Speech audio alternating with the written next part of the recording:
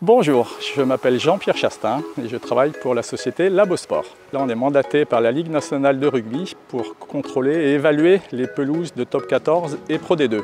Ce sont des contrôles qui sont faits périodiquement, 2 fois dans l'année, où on mesure à la fois les caractéristiques esthétiques des terrains et également les performances sportives et agronomiques. Donc la partie contrôle, le niveau esthétique est important pour le diffuseur et également le rugby c'est du spectacle, donc il faut que ça s'effectue sur un terrain qui soit propre à recevoir un tel spectacle et que les joueurs puissent agir dans les meilleures conditions pour évoluer et performer. Dans nos critères d'évaluation, il y a également la sécurité du joueur qui est prise en compte, c'est-à-dire que le gazon ait une bonne tenue qui puisse résister aux mêlées,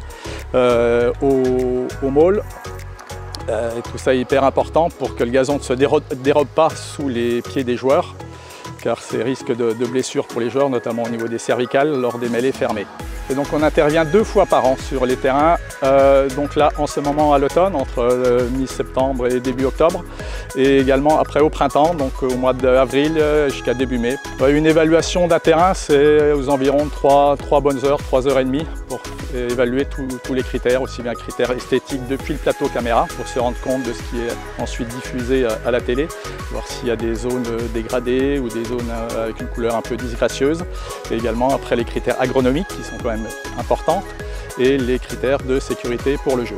Et également les critères biomécaniques qui sont hyper importants à prendre en compte, ça mesure le ressenti du joueur lors de sa course et on mesure l'absorption des chocs, donc sa foulée, comment le sol réagit et quelle énergie lui est restituée lors de sa course. Et on mesure également la déformation verticale sous l'impact du pied du joueur. Et après on peut adapter les techniques d'entretien, de management et d'arrosage et différents travaux mécaniques pour influer sur ces critères biomécaniques.